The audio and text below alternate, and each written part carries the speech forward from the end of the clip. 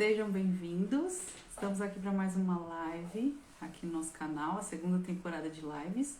Essa é a penúltima live dessa temporada.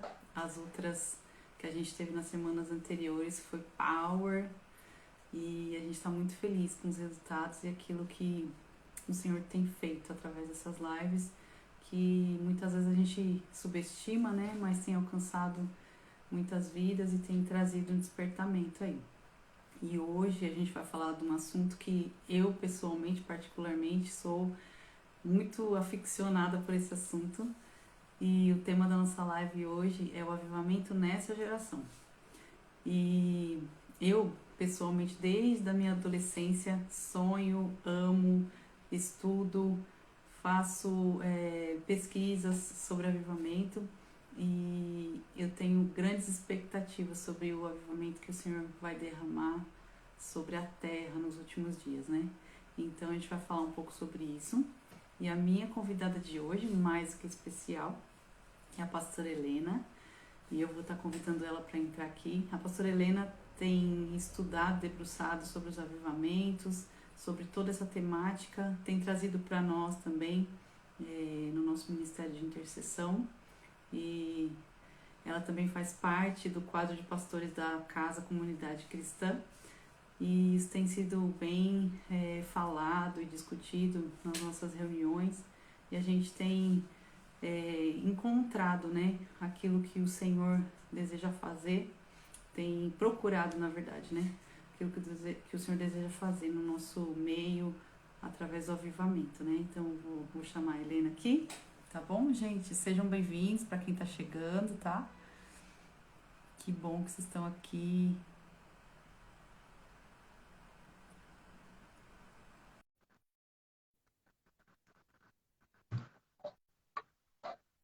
Sim, bem-vinda. Pri, obrigada por estar participando. Olá! Olá! Não tô te vendo, você tá? Peraí, acho que eu tenho que mexer aqui. Mas não tô te vendo. Pronto. Liga a câmera. Aí. Aprendendo a mexer com esses negócios. A gente se vira. Eu também fico acompanhando aqui de vez em quando e eu vou me virando como dá. Graças a Deus eu tenho um auxiliar aqui, que é meu marido, que na verdade eu tô sem auxiliar ele que aqui ajeita. hoje, mas tentar arrumar um jeito Seja de pôr o celular aqui. Obrigada. Se você conseguir apoiar, é melhor, para você ficar mais livre. Então, tô tentando aqui ver se eu arrumo um jeitinho aqui. Você tá sem fone? Acho que eu vou ficar sem fone, que aí fica mais fácil. Às vezes o fone, ele atrapalha um pouquinho no áudio no final. Se você puder ficar sem, acho que é até melhor. Às vezes ele dá alguma interferência. Assim fica melhor, né? Tá dando pra ver bem? Deixa quietinho aí, pra você ficar livre. Tá assim, só tá um pouquinho cortado a sua cabeça. Então, peraí. A gente ajuda. Eu tô com o suporte aqui, mas peraí. Acho que assim vai ficar melhor. Tá melhor, né? Tá, assim tá ótimo.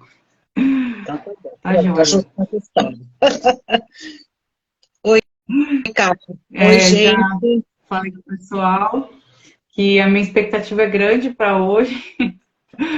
Todas as lives eu tenho uma grande expectativa, mas essa, particularmente, você sabe, né? Que meu coração é muito voltado para esse tema, para essa temática, e às vezes eu sou até repetitiva, né? Porque eu falo disso em quase todos os meus discursos, então eu acabo sendo repetitiva mesmo. Mas é algo que sempre vem, né, nas nossas conversas, nas reuniões, nas nossas pesquisas, e eu sei que você tem se debruçado nesse tema, tem trazido para nós também, né?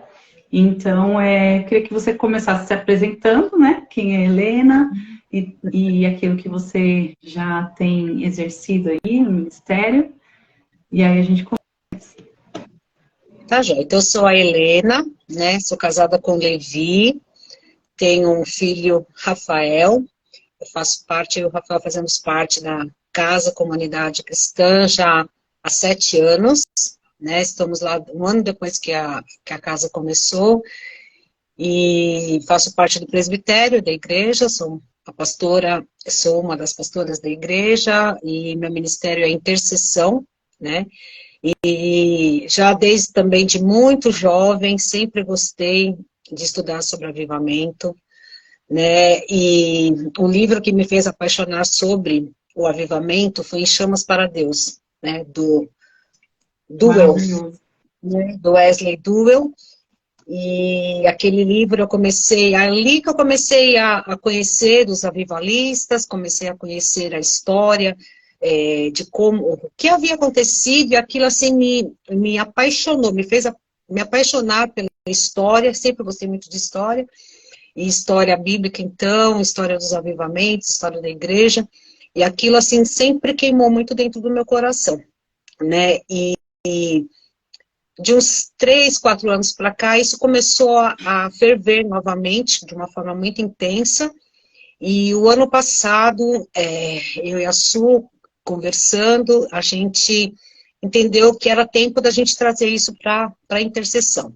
Na verdade, a gente queria levar isso para a igreja, mas começamos, né, e a gente vai levar, eu acho que está chegando o tempo, mas entendemos de começar isso pela, pela intercessão. E foi, assim, muito bom, você participou, você viu, e isso, assim, que você começa a ver como Deus agiu depois da Bíblia, né? Porque na Bíblia nós temos alguns avivamentos também, e você vê que isso, através da história, foi se permeando e foi se estabelecendo. Então, assim, como você, eu sou muito suspeita de falar sobre isso, porque eu amo essa história do avivamento. Isso realmente enche meu coração com a vontade de que isso aconteça também nos nossos dias, que isso é possível, né? Isso é possível, porque tudo começou de formas muito simples, né? Sem nenhum estardalhaço, até sem nenhuma intenção de que algo seria tão grande, mas com o coração disposto a orar e buscar a Deus, porque tudo começa com oração, né? Então, por isso que eu sou Fase, tão, né? né? Por isso que eu sou tão apaixonada pelo avivamento e pela oração, que é algo que Deus tem colocado realmente aí no meu coração. E é isso. Então me fala, na verdade, assim, algumas pessoas ainda têm um pouco de dificuldade de discernir, na verdade, de saber qual é o conceito de avivamento, né? O que que ele significa. Então, para quem não está habituado com esse termo, não está habituado com o que a gente está falando, com o que a gente quer abordar aqui hoje, queria que você começasse falando sobre qual é o conceito de avivamento, o que que é avivamento, definir para a gente essa questão. Uhum. Eu estou lendo o livro que eu falei, eu li Me Chamas para Deus. Você não acha esse livro para comprar, infelizmente, mas eu tenho o PDF, se alguém quiser pode me chamar, Ele é que eu bem passo esse livro. antigo, né? Isso, eu achei, acho que pouquíssimos exemplares, mas muito caro. Mas tem em PDF, e eu tenho esse livro em PDF, se alguém precisar. E aí, há pouco tempo, vai sair ao contrário, né? Eu adquiri esse livro, que é O Fogo do Avivamento, que também é do Wesley Duell. E esse livro é maravilhoso também, falando sobre os avivamentos e os avivalistas. E eu estava lendo aqui, né, para trazer para a gente aí uma introdução, falando sobre avivamento, e eu peguei algo de alguém que eu sigo, que eu gosto muito, que é o Russo, e ele fala assim, que o conceito de avivamento é quando Deus se muda para um lugar, toda a região é afetada pela sua presença e por sua glória. Eu achei esse Uau! conceito fantástico, porque é muito mais do que um momento de oração, é muito mais do que louvores, é muito mais do que se jogar no chão, e eu tenho isso muito claro comigo, porque toda a história de avivamento que você for ver, e a gente vai passar rapidamente por alguns, você vai ver que a cidade mudou. Começou no bairro, começou na vida da pessoa, aí foi para a igreja, o bairro, a cidade, até países mudaram por causa daquilo que aconteceu com o avivamento. Então, eu achei fantástico esse conceito, né, que é quando Deus se muda, é como Deus fala, vou me estabelecer neste lugar, ele se estabelece naquele lugar, e aí então toda a região é afetada por causa da sua presença e sua glória. E a gente vai ver alguns lugares que pararam, né, os prostíbulos diminuíram, as mortes diminuíram, as prisões nas cadeias diminuíram, porque a presença de Deus foi manifesta, veio sobre aquele lugar. Então, aí sim, a gente pode chamar isso de avivamento. E seria também, eu vi alguns outros conceitos, né? Restituição ou restauração do vigor espiritual. Então, de repente, alguém estava muito fraco, muito debilitado, a região, a igreja estava muito debilitada. Então, vem como se fosse uma restauração da força, né? Do vigor espiritual. Seria também um novo despertar, né? Do fervor espiritual. Então, é algo que você fica pegando fogo, né? Então você fica aquecido, você quer falar de Deus, você quer orar, você quer buscar. Isso seria um avivamento, né? E aí, continuando, ele fala assim que o avivamento, os pecadores se arrependem, o confessar de Cristo se torna público. As pessoas vêm e começam a confessar, né, Jesus como seu Salvador, e de uma forma pública. A vida pelo Espírito e o testemunho do Evangelho se torna manifesto nas ruas, nas praças, nos bares, nas cidades, tocando pecadores e afetando os lugares. Isso que eu acho fantástico. O avivamento ele vai afetar de uma forma positiva, de uma forma extraordinária o lugar. O lugar que era de uma forma, ele passa a ser de outra forma. Os pecadores são atraídos por Cristo pela sua presença manifesta. Então, como igreja, o que a gente precisa para ter esse avivamento? A gente precisa desejar aquele que aviva. A gente precisa desejar o avivador, que é Cristo. Porque ele vai derramar o seu Espírito, como ele deixou prometido lá em Joel capítulo 2. Né? E aqui, para fechar essa parte do conceito, Charles Spurgeon, ele fala que reavivamento é viver novamente. É receber novamente uma vida que quase morreu, quase expirou. Né? É reacender uma chama, uma centelha que estava quase distinta. Então, isso seria o avivamento. Uau! Já tô querendo chorar. Mas é engraçado que as pessoas confundem muito, né? Às vezes acha que nossa, essa reunião é avivada, porque o povo fala em línguas, profetiza, cai no chão, tribucha, então isso é avivamento. Então, o interessante o que você está trazendo para nós é que o verdadeiro avivamento é quando realmente o lugar é afetado, né? E quando a gente diz lugar, a gente quer dizer pessoas, né? Quer dizer um contexto, seja de uma cidade, de um país inteiro, né? Como a gente sabe que aconteceu, ou seja, de indivíduos ou de uma localidade. Então, a gente saber que o Senhor habitando naquele lugar, naquele momento, né? Durante aquele período, ele vai mudar toda a estrutura da sociedade, toda a estrutura da cultura daquele lugar, né? A cultura é transformada. Então, essa é a diferença. Então, eu gostaria que isso ficasse bem claro, né? Porque às vezes a gente acaba confundindo um pouquinho essa questão, né? Não é porque existe um movimento espiritual mais intenso que significa que é avivamento, né? As marcas do avivamento, ela vem com transformação de vidas, né? Exatamente. E até a gente ouvia, igreja fulana avivada, né? Mas o avivada que era ali é porque tocava uma música mais avivada, uma música mais animada, porque era mais alegrinha, batia palma. E não tem nada a ver, né? E a gente pode ver que muitos dos avivamentos não tinham sequer isso. Não tinha nem equipe de louvor, não tinha nada. Era só uma pessoa orando e a outra ministrando a palavra. A maioria dos movimentos, né, de avivamento. Então, isso não quer dizer que seja avivamento. Realmente, o avivamento é uma transformação das pessoas que vai transformar aquela cidade e transformar aquele lugar. Aleluia. Então, vamos começar falando aí das histórias, né, do que a gente já tem visto, do que você tem estudado aí. Fica à vontade, vai contando. Se acabar, depois a gente faz outra live, não tem problema. Eu estava falando com você. Vamos começar aí pela história, né? A história dos avivamentos. É muita coisa e a gente não vai conseguir mesmo falar tudo, a gente vai dar uma pinceladinha rápida em algumas coisas, é, mas, assim, a história é linda, né?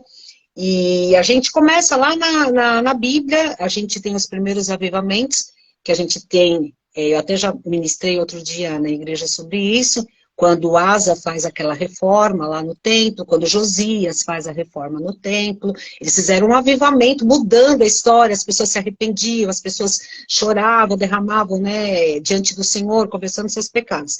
E o maior avivamento que a gente tem na Bíblia é lá em Atos, né, quando a igreja é formada e quase 5.000 pessoas foram convertidas, né, elas entregaram suas vidas para Jesus, então isso foi o maior avivamento que a gente teve lá na Bíblia.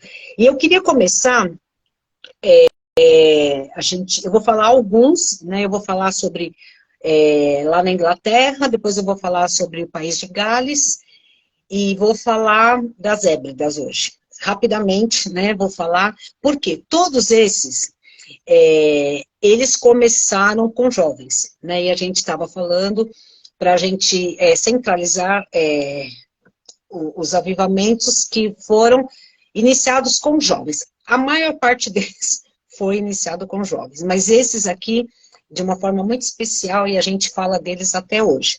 Então, na época de 1730 até 1760, apareceu uma família, que a gente fala muito deles, que é a família Wesley, né? Lá na Grã-Bretanha, e foi iniciado lá com Wesley, John Wesley, que era filho da Susana Wesley. Eu não vou falar da Susana agora, eu vou falar da Susana no final. E precisa de uma live só para a Suzana. Ela é extraordinária. Só para falar. Mas como a gente está falando de gerando um renovo, a gente vai ter que falar um pouquinho dela e eu acredito que a gente pode depois falar só sobre essas mães. E ela foi considerada a mãe do avivamento, né, para a gente ter uma ideia. Então, ela teve 19 filhos e ela era de uma família de 25 filhos. E ela teve 19. Dos 19, ela conseguiu criar, se não me engano, agora eu acho que só 10. Alguma coisa assim, mas poucos chegaram à vida adulta, né? E desses, nasceu Wesley, ele foi o 15º filho. E desde pequeno, eles tinham a Susana, o que ela fazia? Ela tinha uma rotina muito... Não vou falar que rígida, vamos usar a palavra rígida. Ela tinha uma rotina muito rígida com seus filhos, e ela educou os filhos desde pequeno a ter uma vida devocional, a ter uma vida assim, de caráter, algo muito, muito, muito forte. Mas vamos falar de Wesley, né? Lá no Lincoln College, lá da Universidade de Oxford, havia uns jovens que buscavam viver... buscavam a santidade. Eles eram jovens, estavam na universidade, por volta de 17 anos, mais ou menos, e o objetivo deles era ter uma vida santa. E o que eles faziam? Para ter essa vida santa, eles impunham regras para que eles pudessem ter uma vida de santidade.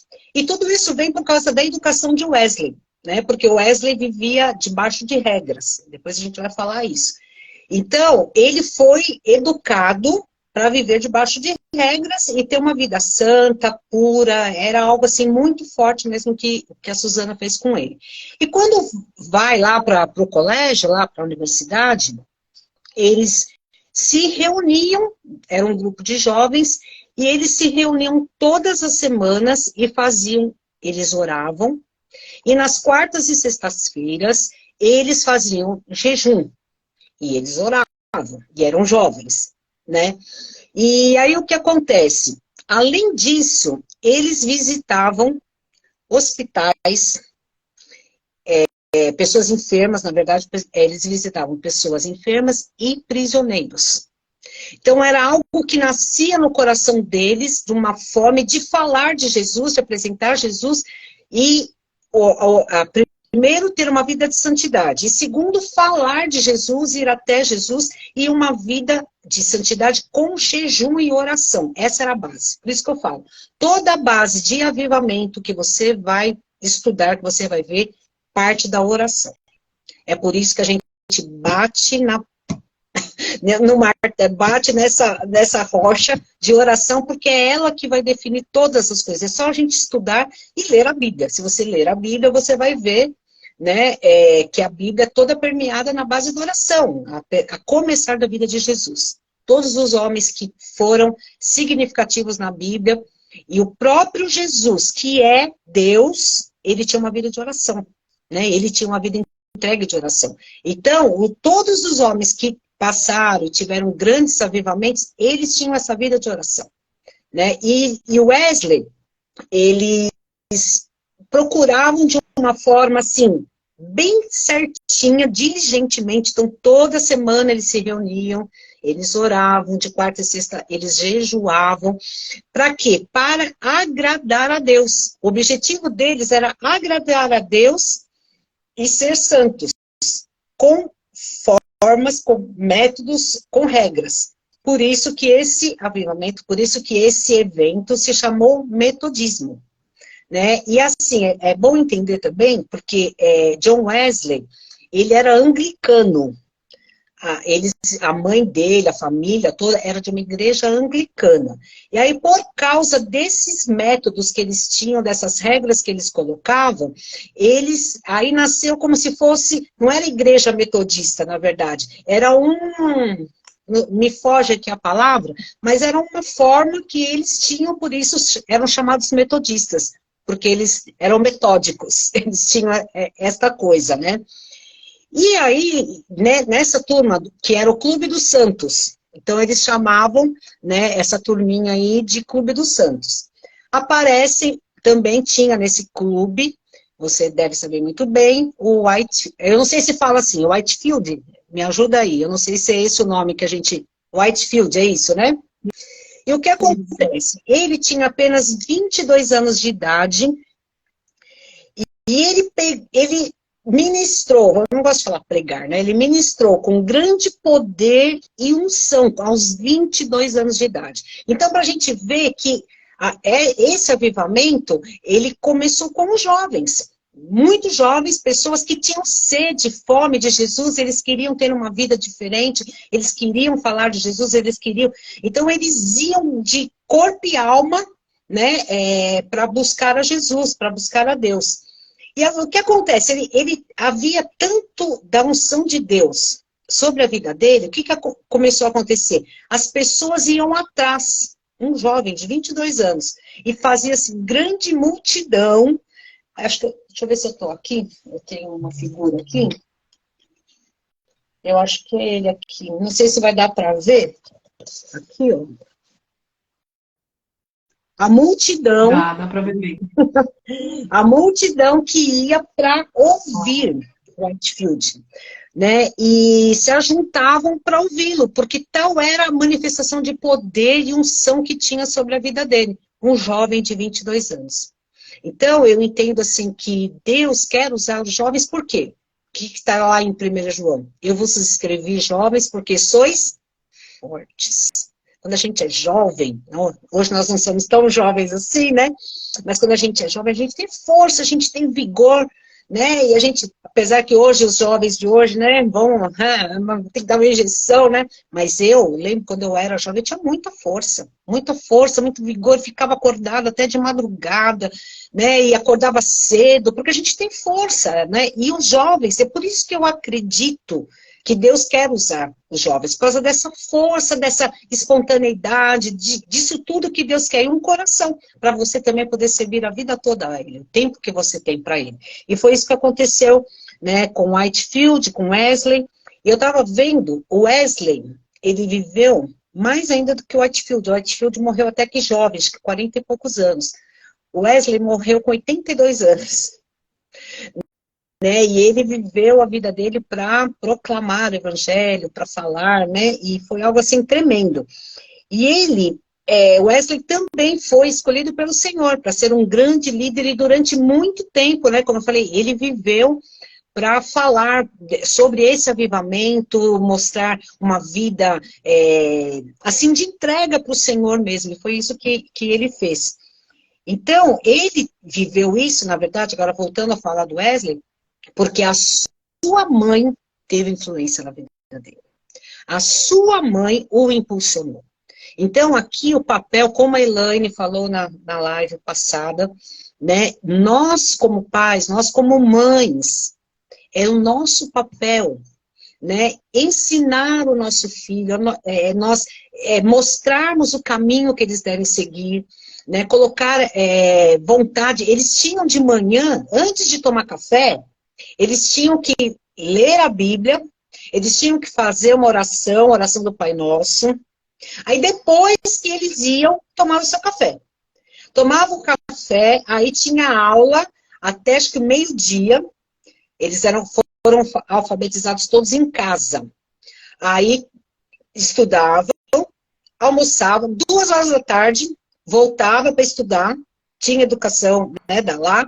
À noite, eles jantavam, tinham o culto, cantavam. 8 horas da noite eles iam dormir. 8 horas da noite.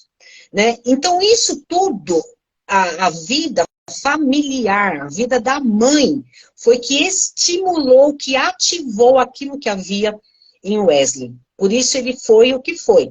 É claro que o Senhor escolheu, mas ele foi preparado pela mãe. E hoje, parece que, e eu me coloco nesse lugar também, a gente fica meio acomodado e achando que isso não é obrigação da família. E é obrigação da família. A igreja só vai ajudar, mas quem vai formar, quem vai fazer, somos nós os pais. As mães, que a maior parte do tempo são as mães que ficam com os filhos. Né? E Suzana era que ficava com os filhos, e ela aproveitava todo esse tempo para ensinar os filhos, e não só ensinar, ela fazia eles cumprirem aquelas regras, porque ela entendia que aquilo era o melhor para eles. Então, esses foram os 2 avivamentos. Esse foi o primeiro avivamento aí que eu gostaria de citar, que foi então lá na Grã-Bretanha, com os irmãos Wesley. Teve o Charles Wesley também, que foi um cantor, né, também fazia parte desse clube. Então eles fizeram isso. A gente tem, depois aí da Inglaterra, lá em 1904, País de Gales. Né? Então, aí a gente vai para o Evan Roberts. E aí a coisa também é muito parecida, da mesma forma. Ele também era um jovem. E o que me chamou a atenção, Kátia? Ele era um adolescente de 13 anos. Isso me fez lembrar o nosso menino que está na intercessão, né? E ele tinha 13 anos quando ele começou a orar por avivamento. Ele tinha 13 anos de idade. E olha, tinha 2 motivos que ele começou a orar.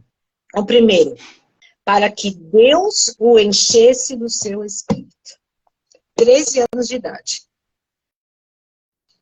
Ele orava todos os dias, isso já estava dentro dele, para que o Senhor enchesse a ele com seu espírito. Se o Senhor fez isso com Evan Roberts, fez com John Wesley, fez com Whitefield, ele pode fazer com os nossos filhos.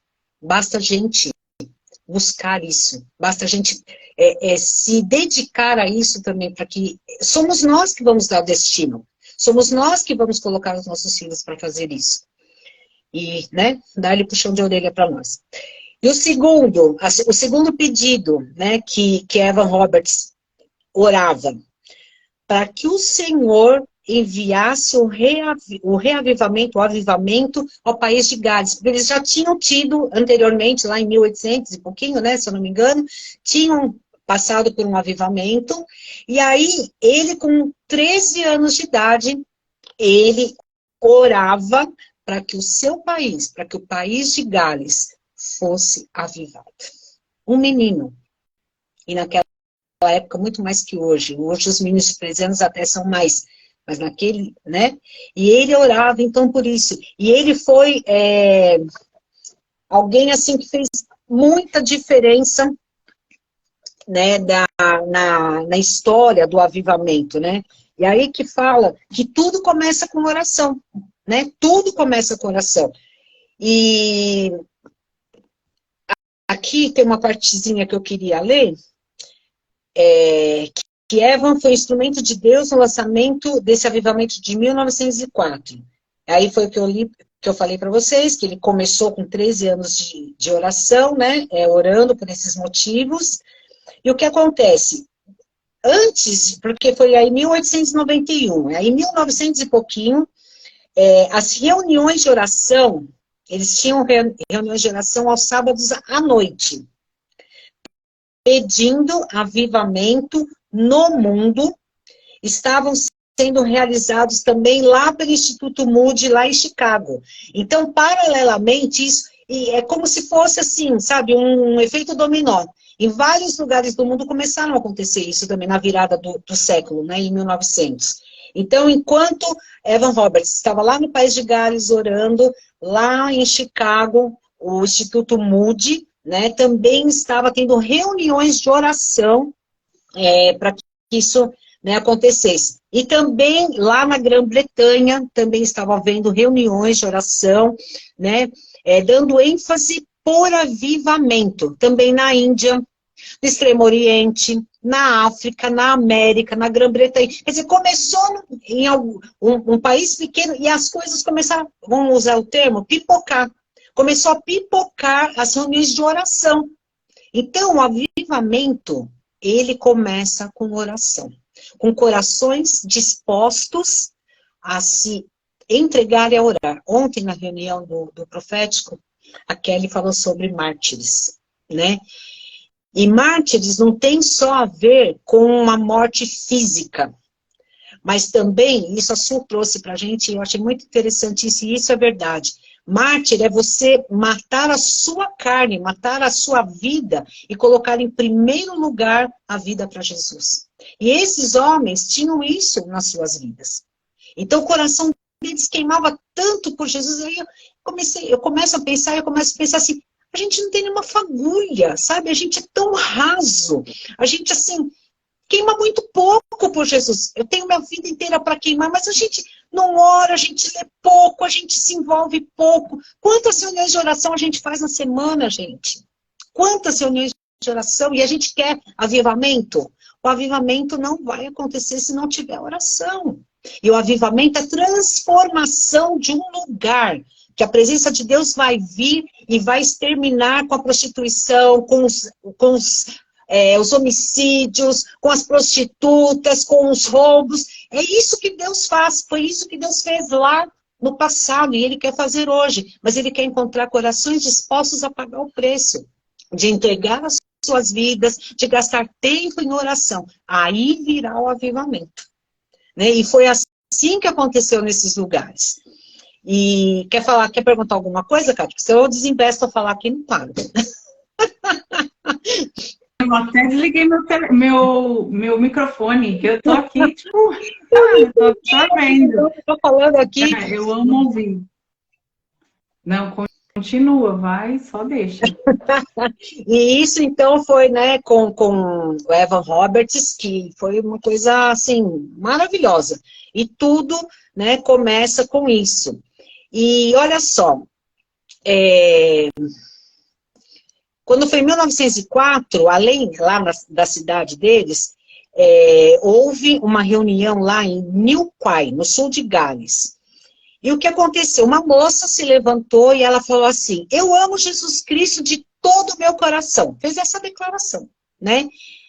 E aí, numa reunião de oração, à meia-noite, em agosto de 1904, eles chamam lá Keswick, galês, não sei bem o que é isso, eles pediram em conjunto que Deus levantasse alguém para trazer o avivamento para aquela cidade. Mais tarde, em setembro, vários jovens que entregaram sua vida a Deus e estavam cheios do Espírito Santo, começaram cultos a cada noite em uma igreja galesa. Então, jovens, de novo, jovens. Nós que não somos jovens, temos que orar por isso. A gente vai chegar lá nas Hébridas e a gente vai ver que as senhoras lá que oravam, né, para que houvesse o avivamento lá também. Quando foi no final do ano, 120 pessoas foram salvas naquela cidade, naquela igreja. Noutra igreja, veio o avivamento em 20 de novembro. As pessoas começaram a se reunir, cada noite para orar, tendo um bom número de salvos. E até o final de 1904, 150 tinham recebido salvação. Então foi vindo, as pessoas foram sendo salvas, porque o coração delas foi se dispondo a orar. Esse é o segredo. Tão simples assim, orar.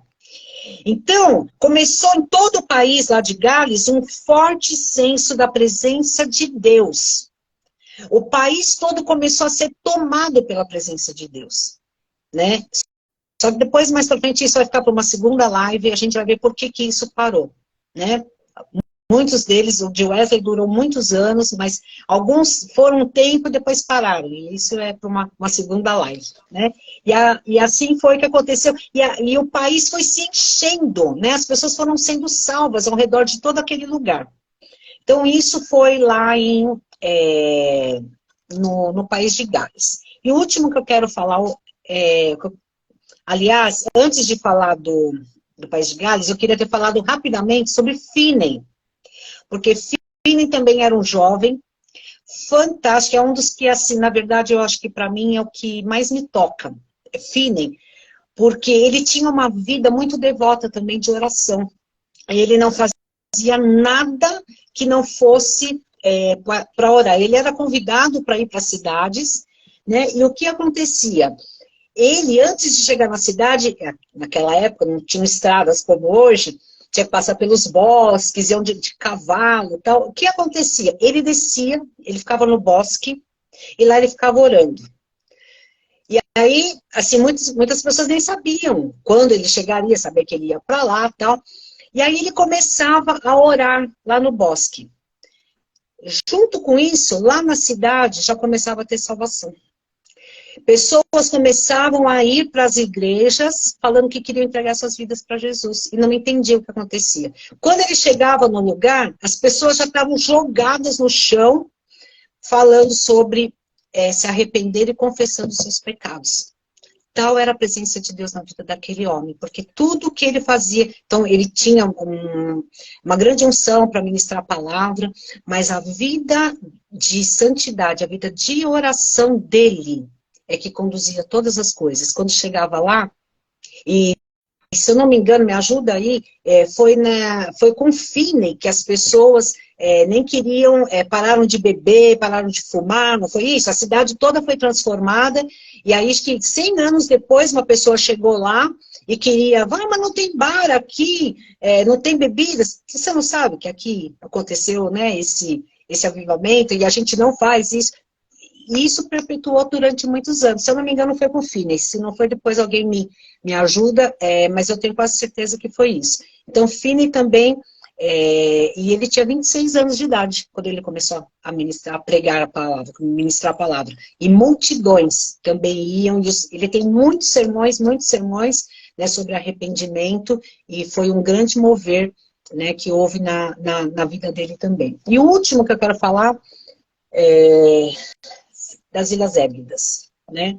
A Su começou quando a gente falou lá na intercessão, e ela começou com essas duas senhoras, né? A Peggy Smith e a sua irmã Christine. Peggy tinha 84 anos, ela era cega. Novinha. E a Christine, ela tinha 82 anos e ela era encurvada, porque elas tinham artrite, né? Então, elas pertenciam a uma igreja, elas estavam lá na igreja, só que elas queriam mais, elas queriam um avivamento. E as duas velhinhas lá, as duas senhorinhas, oravam, né, nominalmente pelas pessoas de cada lado, de cada casa, na rua, elas oravam por todo mundo. Elas oravam, né, pelas ruas do seu vilarejo. Elas amavam sua igreja, respeitavam seu pastor, mas elas ansiavam por nova visitação do Espírito Santo de Deus. Elas queriam mais. né? Elas queriam mais do que aquilo que já estava ali. Elas queriam mais, elas queriam realmente a presença do Senhor. E elas se firmaram no texto, né, de Isaías 44:3, porque derramarei águas sobre o sedento e torrentes sobre a terra seca. E elas se firmaram nessa palavra. E elas criam que o Senhor iria derramar o seu avivamento ali naquela cidade, né? E o que aconteceu? Então, era as ilhas ali no noroeste da Escócia, tá, gente? Só para vocês se orientarem, era lá na Escócia. E aí, Bavras era uma cidadezinha e essas duas irmãs velhinhas, né, orando para que o Senhor visitasse aquela cidade, aquele vilarejo e fizesse um avivamento. Do outro lado daquelas ilhas, a gente tinha-se ali 7 jovens, de novo, que se reuniam num estábulo 3 noites por semana para orar por avivamento. Então, 2 senhorinhas doentes, uma cega e a outra encurvada, e o outro lado, 7 jovens lá no meio do estábulo, no meio dos cavalos, lá no meio do fedozinho lá, fedozão, né? Não é nem fedozinho, fedozão. Eles não estavam nem aí. Eles queriam a presença de Deus, eles se reuniam lá. E eles, então, fizeram um pacto com Deus. Lá, o que está lá em Isaías 62:6 e 7, né? Coloquei vigia sobre os teus muros, que não se calarão nem de dia nem de noite, ó vós que invocais o Senhor. Não descanseis e não lhes deis descanso, até que ele estabeleça Jerusalém e a ponha por objeto de louvor na terra. E mês a mês eles ficavam orando. A gente não vai dar descanso a Deus enquanto não houver uma visitação dele nesse lugar. Enquanto esse lugar não for tomado. Enquanto esse lugar não for mudado pela presença de Deus. E eles ficaram lá, orando, mês a mês. E não foi pouco tempo, gente. E eles persistiam em oração. E as senhorinhas lá do outro lado, orando também. Kátia, me fala do tempo que eu tô sem relógio aqui, viu? Senão vai... Não, fica tranquilo. E tem bastante tempo ainda. Então tá bom. É 9h12. E aí o que acontece? Numa dessas reuniões, um diácono, um jovem diácono, pegou a sua Bíblia e leu o Salmo 24:3-5. Quem subirá ao monte do Senhor? Ou quem poderá permanecer no seu santo lugar? Aquele que é limpo de mãos e puro de coração. Esse receberá uma bênção do Senhor. E aí ele pega... começa a falar, e ele fala assim: irmãos, não é um disparate esperar assim noite após noite, se nós mesmos não estivermos bem com Deus? Levantando as mãos para o céu, exclamou: ah, Deus, estão limpas minhas mãos, é puro o meu coração.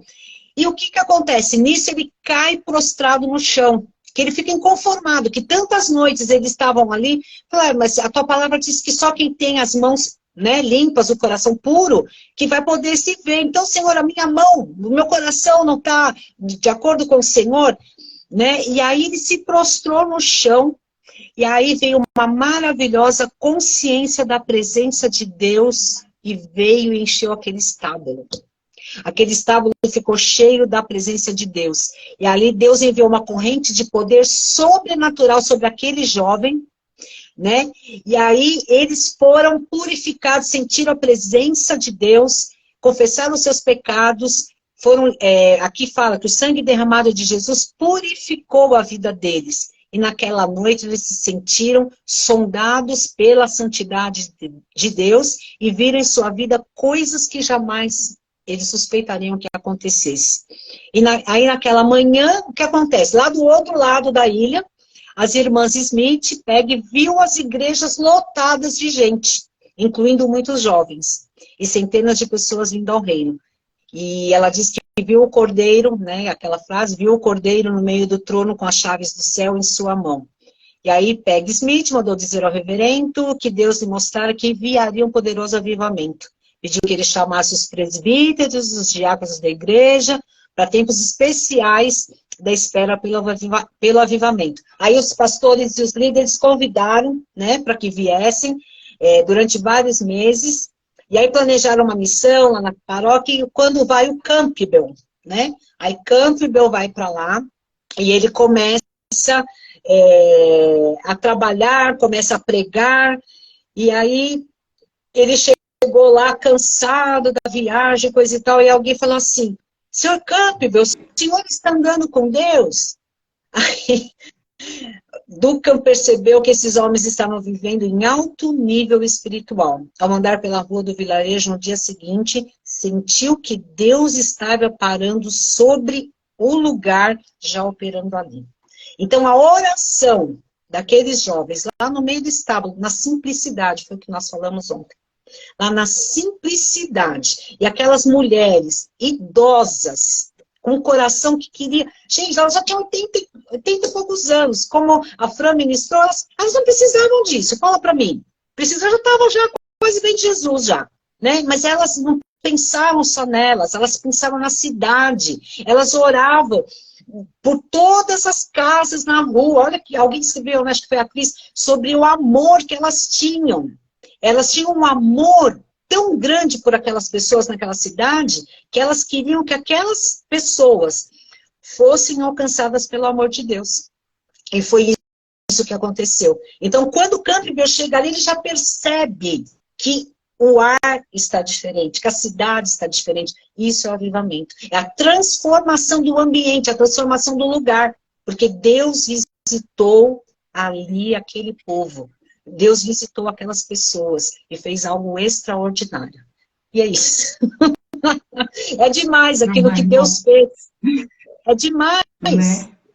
E é por isso que eu anseio, sabe, o meu coração, e às vezes eu acho que eu não sou compreendida. Eu acho que a gente que pensa, que parece que, você está sonhando, você está sonhando demais, isso é utópico. Não é, eles nem pensavam nisso. Eu não penso que eu quero converter muitas pessoas, não, o que eu penso é que o Espírito Santo venha sobre, eu estava falando ontem na intercessão, eu estou morando aqui agora, aqui perto do Parque da Moca, e aqui para trás tem dezenas de moradores de rua. Falei, Senhor, eu vim para cá e eu preciso que esse lugar mude. Isso é o avivamento, sabe? É isso a presença do Senhor. Então o Senhor vem transformar, mudar essas pessoas, mudar a história dessas pessoas. Eu creio nisso, é para isso que eu oro.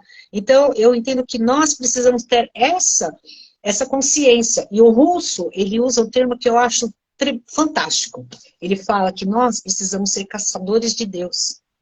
Sabe? Aonde Deus está? Deus vem aqui. Sabe? Caçar, buscar. Né? Esses caçadores é buscadores, né? Aqueles que buscam a presença do Senhor. Para que Ele venha e se estabeleça onde nós estamos.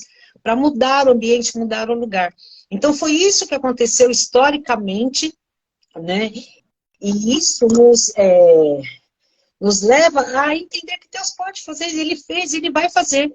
Né? Então, essa a minha oração, esse o meu sentimento desses homens, né, que fizeram isso e podem fazer, nós também, né, podemos fazer isso, podemos ser as PEGs, né, a Cristine, orando para que Deus mova os jovens, mova os seus corações, né, para que eles se entreguem a juventude deles. Né? Eu gostava de usar um termo que, uma boa época, quando eu pastoreava a igreja, eu falava, muitas meninas chegavam, né? Eu tô sozinha, tinha 22 anos, eu não consigo, não tenho namorado, eu não deu certo, não vou casar, né? E aí eu falava assim para elas, entregue a sua solteirice para o Senhor. Sabe? Entrega esse tempo que você tem. Porque o apóstolo Paulo mesmo diz, né? Bom seria que vocês ficassem como eu, mas se querem casar, casem. Porque quando vocês não se casam, vocês não têm o que pensar. Vocês só têm a vida para pensar para o Senhor. Né? Então, eu acho que é por isso que Deus também escolhe os jovens, porque você tem toda essa força, você não tem tantas preocupações, né? Depois a gente vai ganhando idade, vamos falar assim, né? Vamos falar envelhecendo, e as coisas vão mudando. Mas eu entendo que é por isso que Deus está buscando, né, jovens com coração, e eu vou em algumas igrejas, eu vejo jovens assim, sabe, entregues, isso alegra muito meu coração. alegra mesmo, e a minha oração para que o Senhor faça isso, a começar aqui na minha casa, na nossa igreja, né, e alcance todos os outros jovens. É isso que eu vejo também, o Rafa semana passada conversando comigo, lá na USP, já vários grupos cristãos têm entrado lá, né, e ele foi abordado por um menino da sala dele. Ô Rafa, de quinta-feira a gente senta, a gente tem umas perguntas sobre a Bíblia, a gente fala sobre a Bíblia, vamos lá, cara. E ele foi, né? Então, no meio desses lugares improváveis, onde a gente sabe que o Senhor está levantando jovens, e tem uma turma lá do Dunamis, né? Do Dunamis também, de quinta-feira, meio-dia eles se reúnem lá, muitos jovens. Então, eu creio nessa geração, né? Que o Senhor vai fazer algo muito tremendo. E é isso. Amém. Eu também creio, essa é a minha expectativa. Eu sei que a gente precisa fazer a nossa parte, né? Eu sei que a gente tem um posicionamento a tomar e realmente Deus conta com a gente, né? Para incendiar o coração deles, né? Dessa geração, a partir dos nossos filhos, a partir de dentro da nossa casa, como você falou da Suzana. A gente tem 10 minutos, então eu vou passar aqui por todas as questões que a gente combinou, aí você já finaliza com essa. A minha anotação aqui, eu coloquei o seguinte: do passado até hoje, Deus deseja se derramar. O alvo do Espírito Santo está sobre essa geração. Haverá um último avivamento de proporções mundiais antes da vinda do Senhor. Nossos filhos serão os protagonistas do último grande avivamento da história. O que esse avivamento produzirá? Qual o nosso papel como pais e como, né, aqueles que estão como tutores para incendiar o coração dos filhos e gerar essa cultura de avivamento nas casas? Então, eu vejo assim, Kátia, Deus, ele quer, o objetivo dele é derramar, né, o seu Espírito sobre essa geração. Isso para mim é muito claro, porque ele usou, né, muitos jovens, usou pessoas de idade também, mas é como eu disse para você, lá em Joel, capítulo 2, 28, ele fala o quê? Que ele vai derramar o seu Espírito sobre toda a carne, né? E Atos 2,17, rapidamente aqui, e acontecerá nos últimos dias, o Senhor, que derramarei do meu Espírito sobre toda a carne, vossos filhos, é o que está lá em Joel, né? Vossos filhos e vossas filhas profetizarão, vossos jovens terão visões e sonharão vossos velhos. Então, é uma promessa que o Senhor tem, né, para nós, e eu vejo que é isso que ele vai fazer, né? Os nossos jovens vão vão profetizar, né? Vão ter visões. Então, é algo assim que eu creio que o Senhor vai fazer. É algo que ele vai derramar e vai ser sobre toda a carne, através do quê? Dos nossos jovens, a nossa geração. E esse grande avivamento, né? A gente já estudou bastante sobre isso, mas lá, até que fala sobre Joel, que ele vai derramar do seu Espírito, isso está falando sobre a volta de Jesus também. Né? Não foi só o que aconteceu lá em Atos, aconteceu uma parte, né, em Atos, mas também quando Jesus voltar, ele vai ter vai ser a grande unção do Espírito, o grande derramar do Espírito, para que as pessoas possam se entregar ao Senhor, entregar as suas vidas ao Senhor, estarem fortalecidas, né, pela grande perseguição, por aquilo que vai haver, e vai ter um boom, né, vamos falar assim, a igreja vai crescer muito, mas ela vai ser perseguida, mas vai ter o derramar do Espírito para que a gente possa resistir a tudo isso que vai estar acontecendo. Estou falando de uma forma bem sucinta para a gente poder terminar. Então, o que esse avivamento vai produzir? Na minha visão, vai ser um mover sobrenatural de coisas para que as pessoas possam ver mesmo a mão do Senhor sobre todos nós e entregar a sua vida. É como se fosse uma última oportunidade, então o Senhor vai fazer coisas sobrenaturais para que elas possam ser movidas pelo Senhor, né, e entregar as suas vidas para eles. E a última pergunta, que eu vou para terminar: qual o nosso papel como pais para incendiar o coração dos filhos e gerar essa cultura? Falei que eu ia falar da Suzana, Então, eu vou falar rapidamente, a Suzana Wesley, né, ela, como eu falei para vocês, ela foi uma mãe que ela, para mim, é a melhor mãe, depois de Maria, ela foi a melhor mãe que poderia ter, né, então ela tinha um compromisso com a maternidade e de como ela se responsabilizava em educar e formar homens e mulheres de Deus. Ela era responsável pela alfabetização, evangelização dos próprios filhos. Ela evangelizou os filhos. Foi ela não terceirizou isso para ninguém. Ela se preocupava demasiadamente com a felicidade e a realização de cada um. Inclusive, ela tinha uma hora marcada, gente, 19 filhos, com cada filho, para saber as necessidades dos seus filhos. Mas o que ela tem muitas características, mas como eu já disse, para mim a maior que toca para mim é a sua vida de oração. Depois que ela colocava todos os 19 filhos para dormir, ela ia dormir, ela ia para o seu quarto, ela orava 2 horas seguidas.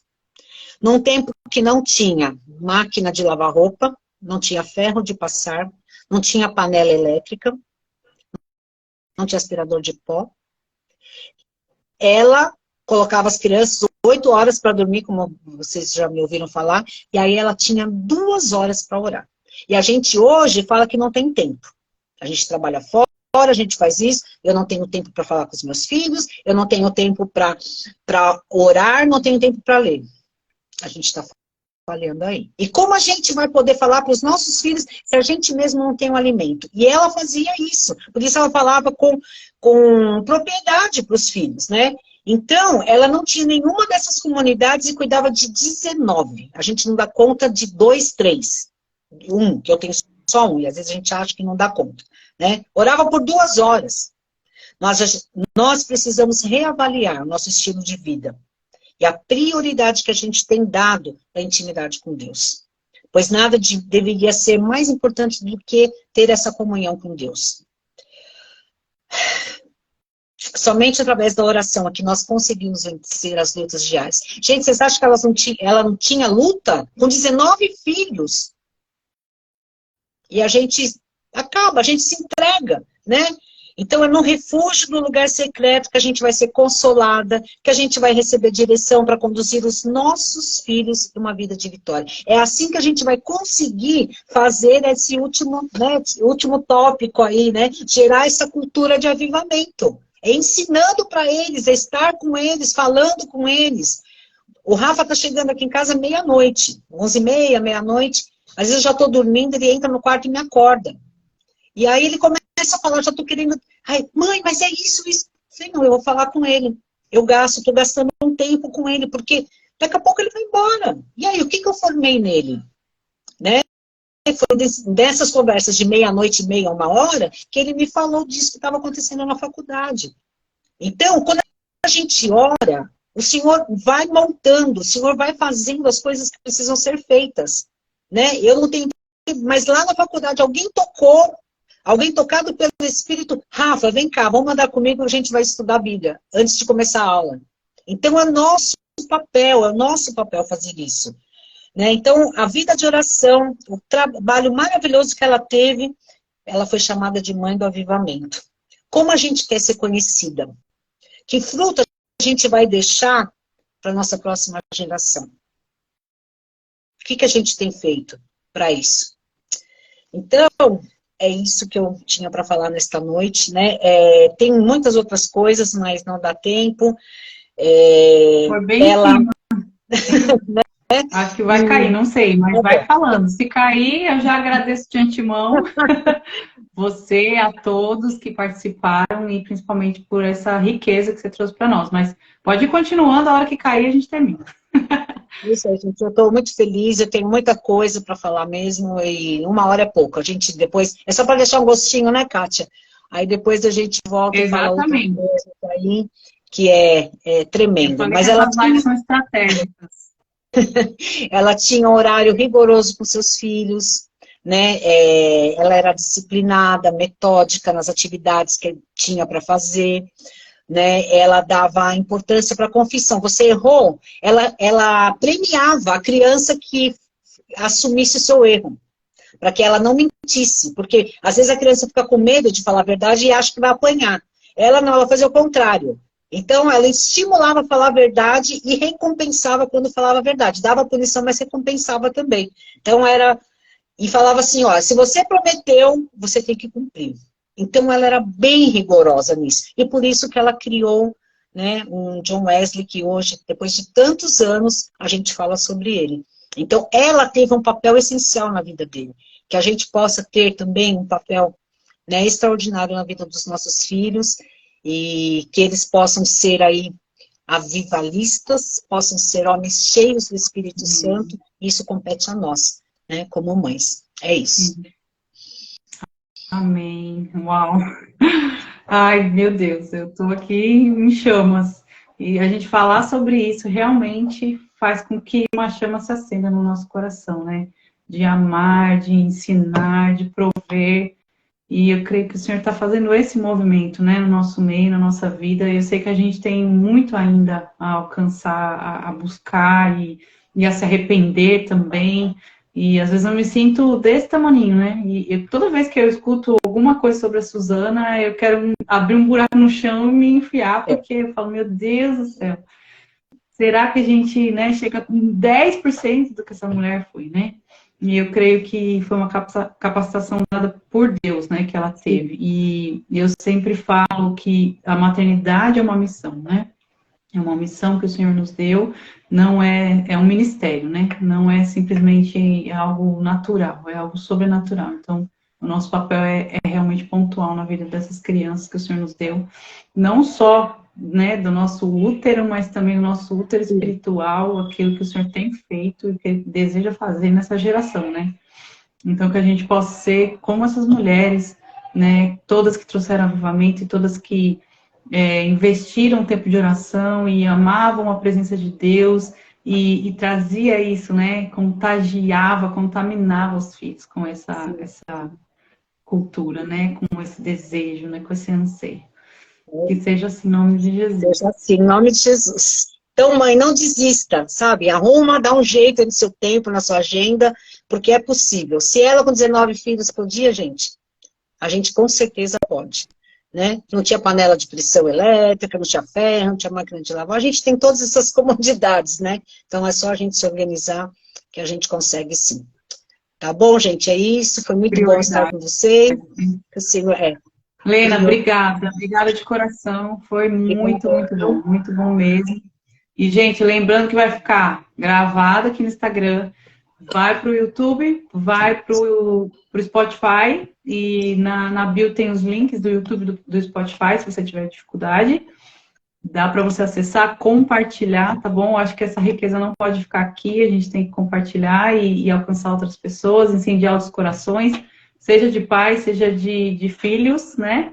Porque serviu para todo mundo aí hoje. Hoje alcançou geral, até os velhinhos. Né?